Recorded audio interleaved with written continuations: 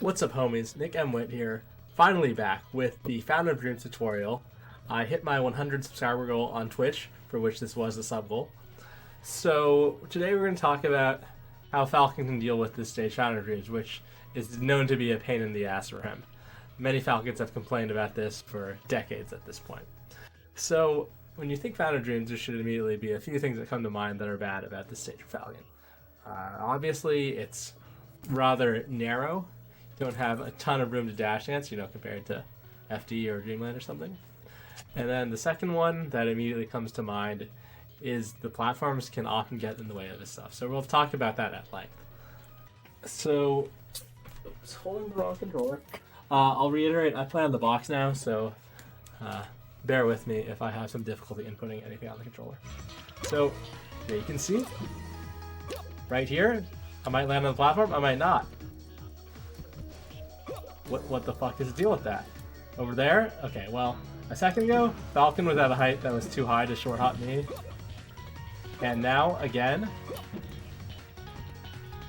I might land on the platforms, I might not. What could possibly be the deal with that?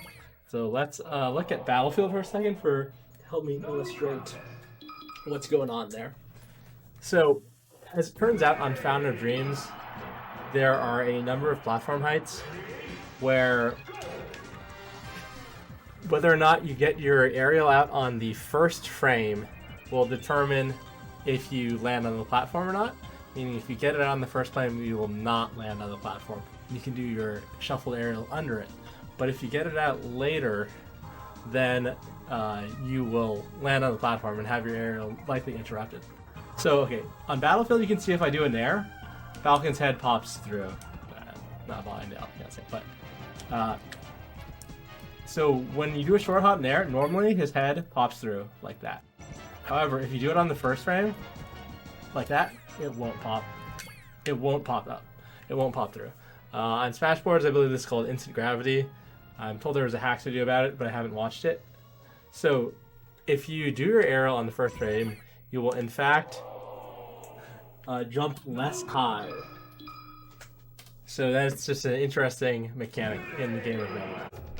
Okay, so if you just look at the starting height of the Fountain platform on the left side, this is a good height to illustrate some of what I was just talking about. So here, you don't need to do it on the first frame. In fact, if you do it on the first frame, the platform will interrupt your stomp. So if you want to do a stomp on this platform with a short hop, you have to stomp slightly slower. So like aim for the second frame ideally.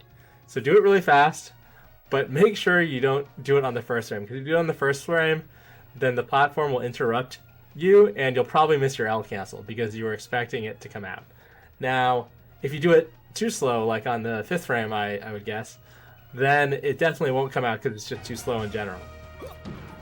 So you want to do it slightly delayed.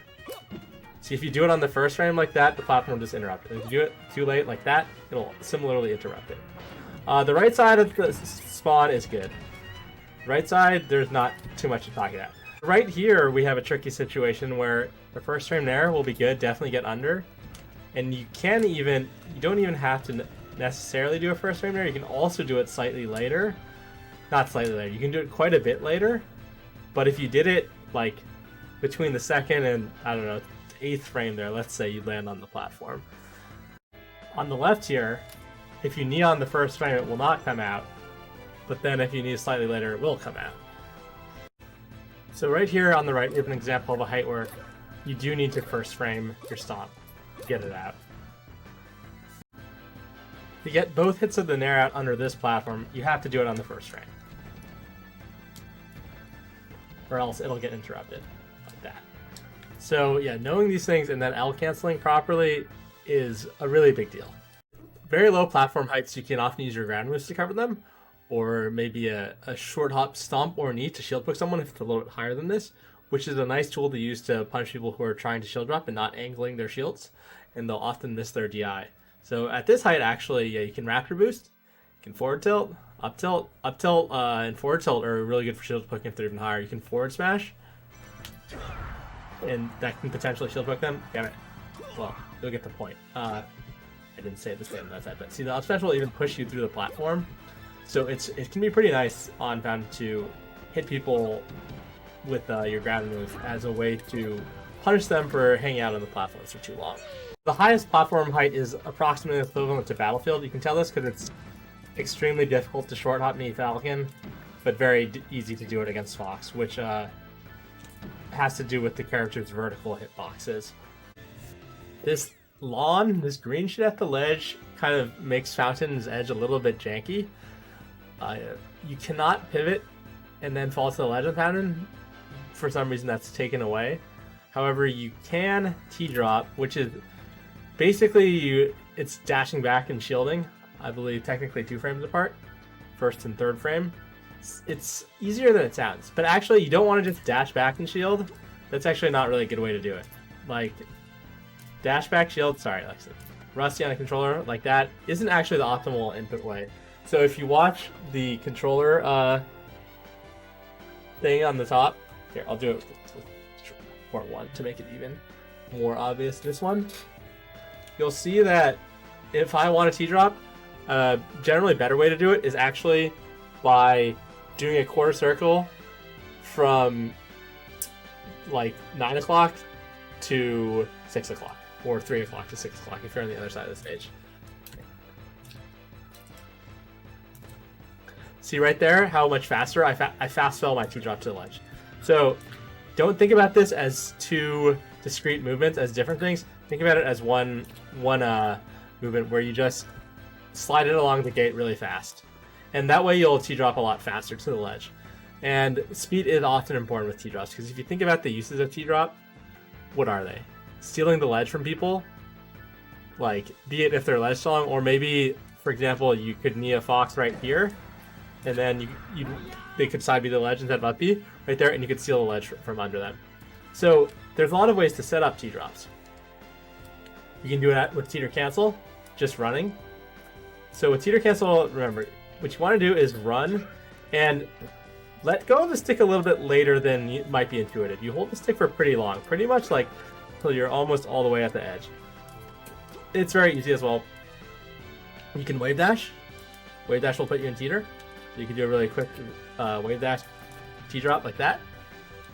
From various platform heights, you can run off and then fastball. Run off up air fastball even. So that'll put you into a teeter.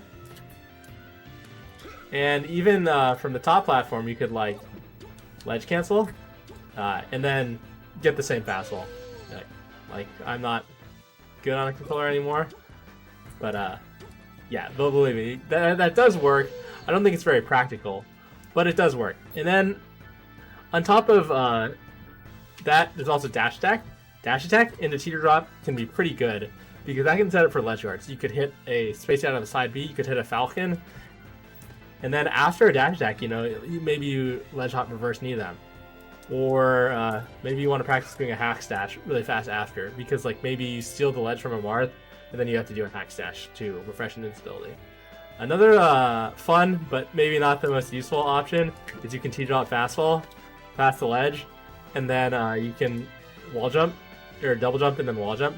But remember, this will, T-dropping and fastballing, you have to double jump, and you kind of have to time your jump a little bit weirdly, because otherwise you'll go into that like tumble shit, where you just fall really fast.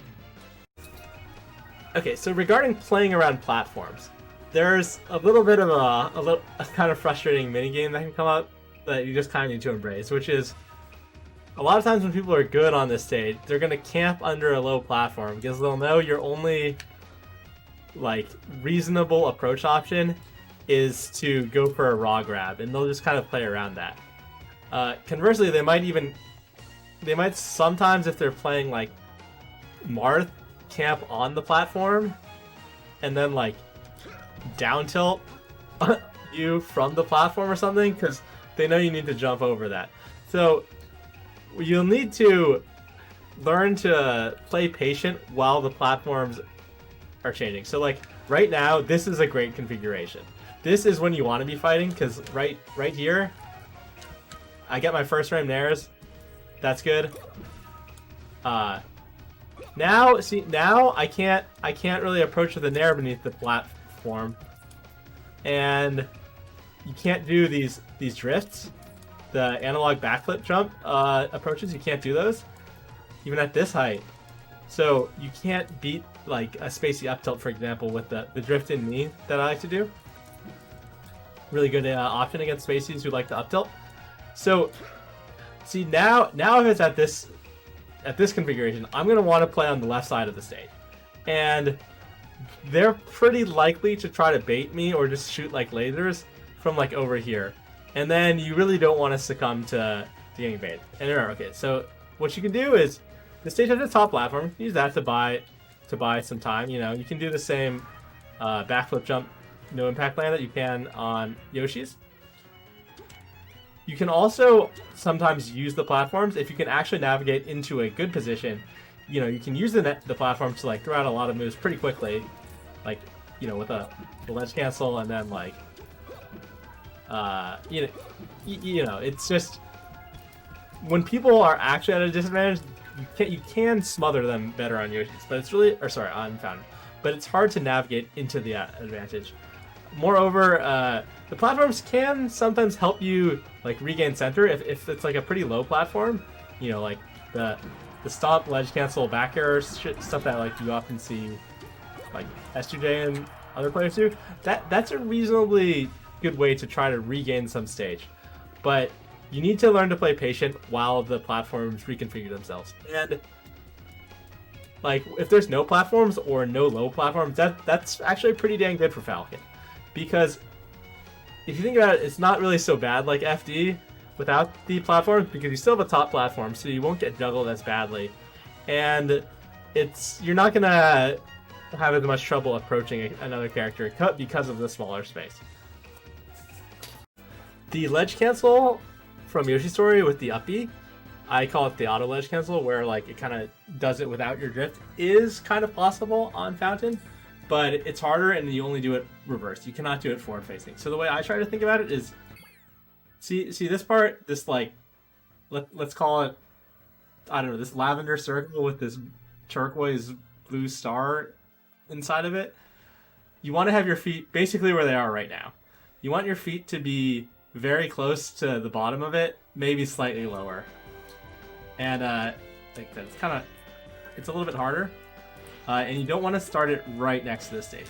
You want to start it close to the stage, but not right next to it. Okay. There we go. There we go. There we go.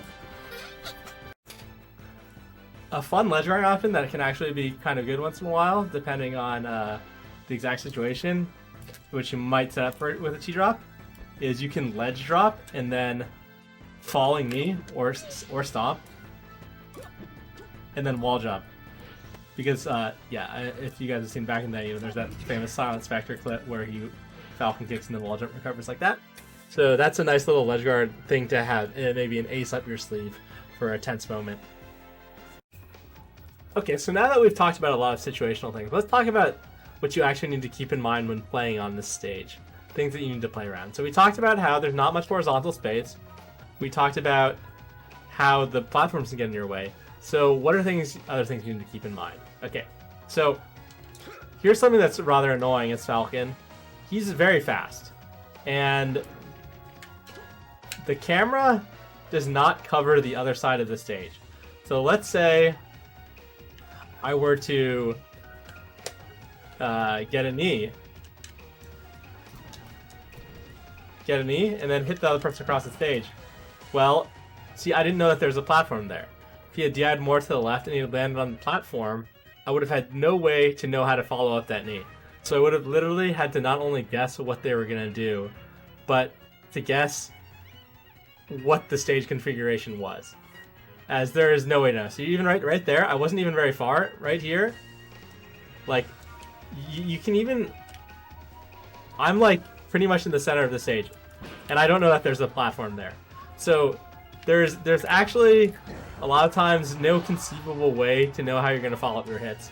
So you want to not hit people across the stage in a way that leaves it up to random chance. And then when you do hit them across the stage, you might want to opt for like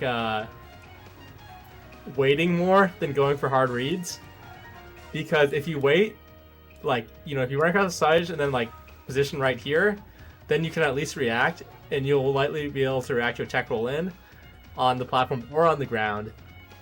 And you might, if there's no platform, you're pretty likely to be able to react with, you know, like a grab. And maybe they'll miss their tech on the platform, and you can react to that too. However, if you hit them across the stage, and then you just, you know, are willy-nilly like, oh, I'm going to knee because he's going to tech in place because you think he's going to tech here, but then he ends up on the platform, then you're just going to drop your follow-up every time. Another consequence of this camera is that, okay, you apparently can't pause, but right there, which is not that far off the stage, sorry, okay, invert wax. See right here, Fox is very much within like Cyan beating to the ledge range, and he was in the magnifying glass. So it's going to be more difficult to ledge guard Fox especially, but other characters as well, Falco, because they're going to be in the magnifying glass when they're actually, relatively speaking, very close to this stage. So this is see how quickly he gets put into the magnifying glass and how he's not even that far off the stage? See, like, even right there, he was in the magnifying glass for a little bit, and he DI'd in on that back air. So this can really mess with your ledge guarding. You have to be extremely cognizant and react to their DI in terms of know exactly how far the knockback of your move is and where it puts them. Because there's nothing worse than going off stage and incorrectly, I don't know, reading, let's say, where their horizontal positioning is going to be. Because if you're going for like a weak knee up air, you're going to be doing that shit in the magnifying glass. So you really do need to know exactly where your opponent is. Bear in mind, there are, I believe, tens of thousands of possible platform heights in Foundry Dreams. And, you know, some are, about a dozen, I believe, are way more frequently occurring than others. But it's pretty much a continuous spectrum, so you have to treat it as such. And you have to eye it and do your best guess. And this means that you're going to have to be extremely cognizant and knowledgeable of your jump heights based on whether or not you get the first frame aerial, as well as how your ECB interacts with the platform. You know, with like the, let's say for example, the pull-up of the legs during the stomp, or when you nair, or when you up air. And you're going to have to think like, oh, is the platform going to cut me off? Or is the whole move going to come out?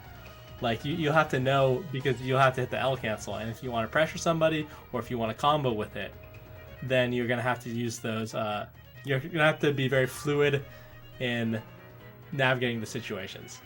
Because I know I didn't offer quite as much in this tutorial as I did in Yoshi's about, like, ways to get around the stage and find your way in neutral. But playing on Fountain is a lot about anticipating the encumbrances that the stage presents you with, right? Why is the stage a counterpick against Falcon? It's because it can hinder you in these situations. So learning to anticipate those situations and play around them as best you can is what makes this stage playable for Captain Falcon. Alright, so thanks for watching. That's going to bring me to the end of this tutorial. If you enjoyed it, please click that subscribe button. I also stream on Twitch every day at twitch.tv/Nickemwit, Nickemwit. That's the same as this YouTube channel URL. And you can follow me on Twitter there. And I'm also bringing back the blog. That's nmwhittier.wordpress.com. I'm going to be uploading an article soon there about adaptation. So that'll do it for today. Until next time, homies.